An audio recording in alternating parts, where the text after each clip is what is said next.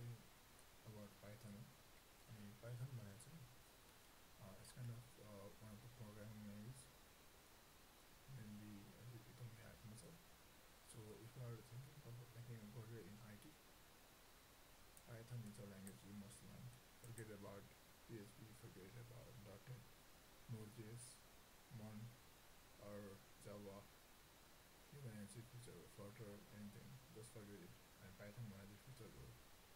And यदि तपाईले Python अलि सिक्नु भएन भने चाहिँ in 2 years you're gonna be jobless. Even if you are a Java developer, PHP or जे गर्नु भए पनि you're gonna be jobless. So this is the future.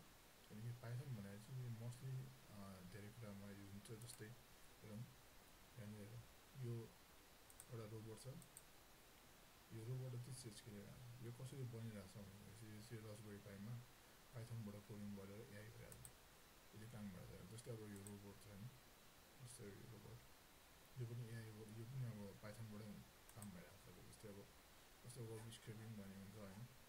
अनि अब जस्तै हेरौँ न, जस्तै रोबोटहरु छ अनि पाइथनबाटै आर्टिफिसियल इन्टेलिजेन्सहरु हुन्छ, यो सबै पाइथनबाट नै भइहाल्छ. सो यसरी चाहिँ फर बेसिक पाइथनको लागि हो. यसमा हामी ज्याङ्गो फलो गर्दैनौँ. There will be another separate course for this. Also that will be also free as well, but it's a basic OOP and Python like cover video amount as well. So let's get started. So first of all, एउटा पाइथनलाई चाहिँ run गर्ने धेरै way हुन्छ है. जस्तै locally in environment, जस्तै operating सिस्टममा run गर्न मिल्छ लोकल इन्भाइरोमेन्टमा, अथवा ब्राउजरबाट यो कम्पाइलरहरू हुन्छ यो रन गर्न मिल्छ. जस्तै अब अहिलेलाई चाहिँ बेसिक भएको भएर म अनलाइनबाट पनि युज गर्छु हैन. सो पाइथनको बारेमा चाहिँ भन्नुपर्दा चाहिँ पाइथन त्यस्तो थ्योरी वाइज अलिकति थ्योरी वाइज भन्नु. सो पाइथन भनेर चाहिँ हैन 1991 नभनेको हो. कसले भन्दा चाहिँ this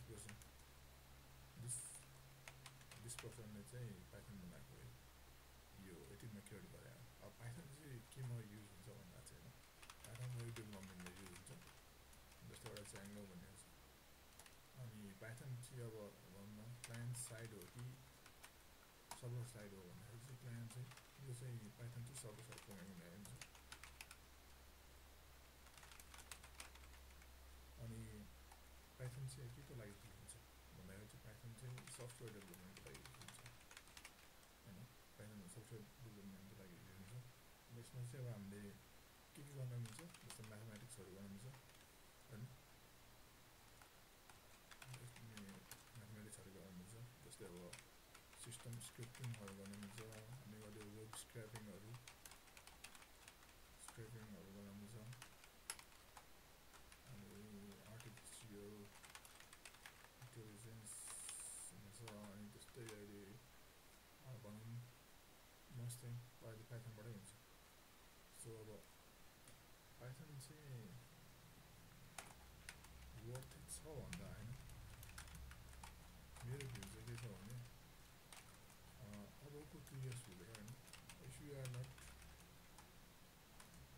Python developer you are gonna be jobless है.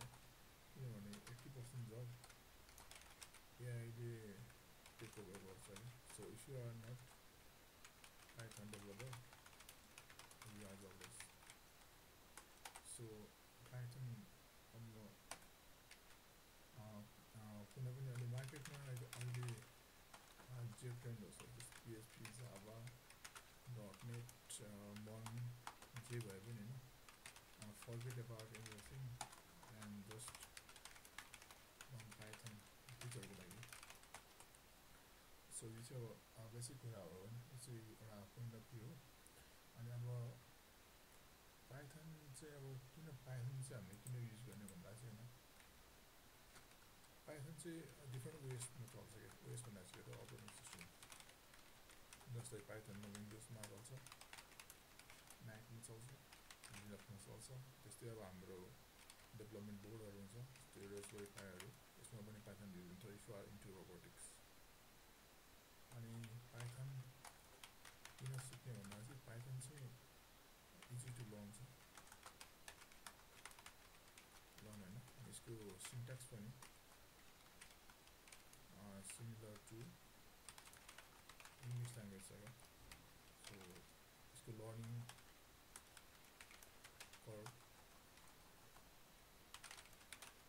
कर्भ इजी छ अरू कम्पेयर टु अदर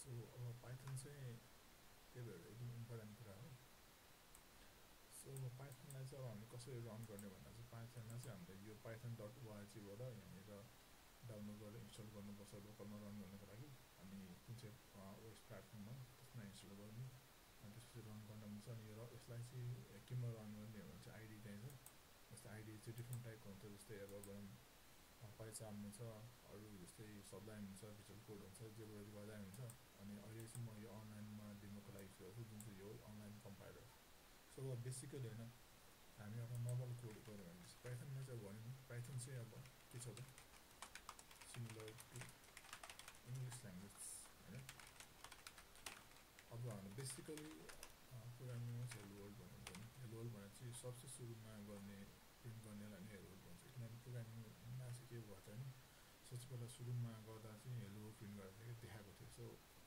अब नर्मली बुझ्यो है त इङ्ग्लिसमा प्रिन्ट भनेको के हो प्रिन्ट भन्ने हामीलाई थाहा छ वी हेभ अ प्रिन्टर जसले चाहिँ के गर्छ प्रिन्ट गर्छ प्रिन्ट भनेको के हो सो गर्ने होइन पेपरमा प्रिन्ट गर्छ सो बेसिक यो मिनिङ लगाएर चाहिँ अब भनौँ हाम्रो मिनिङले पनि के हुन्छ त प्रिन्ट भनेर देखाउने होइन सो अब यो पाइथनको चाहिँ के छ भने मेन डट अहिले चाहिँ यहाँनिर आन्छ मेन डट पाइ भन्ने होइन डट पाइ भनेर चाहिँ के हो एक्सटेन्सन सो मेन भनेको फाइल नेम हो यहाँनिर जुन चाहिँ अब हामीले क्यान बी एनिथिङ अनि डट पाइ चाहिँ के हो त